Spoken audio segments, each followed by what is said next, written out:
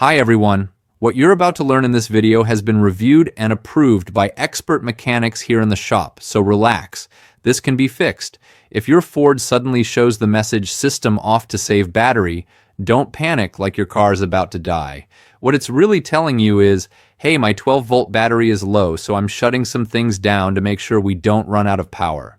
Basically, the system is protecting the battery and making sure you have enough charge to start the engine.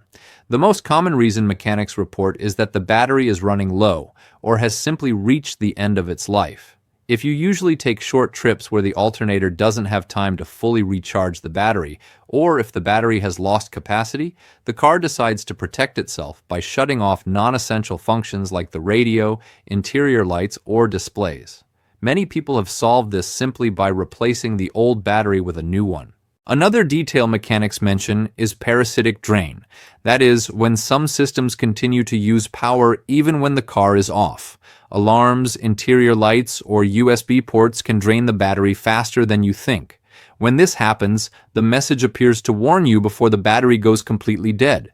There are also cases where the alternator isn't charging properly. If the alternator fails or delivers less voltage than needed, the battery won't recharge while driving, and the system shuts down functions to preserve the remaining power. The same can happen with loose or corroded terminals, which is very common in cars that have been in humid climates or have years of use.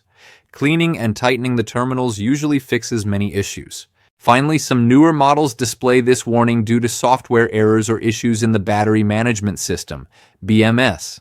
Sometimes the ECU miscalculates the battery's state and triggers the message even when the battery is fine. In these cases, a BMS reset or a software update can resolve the problem.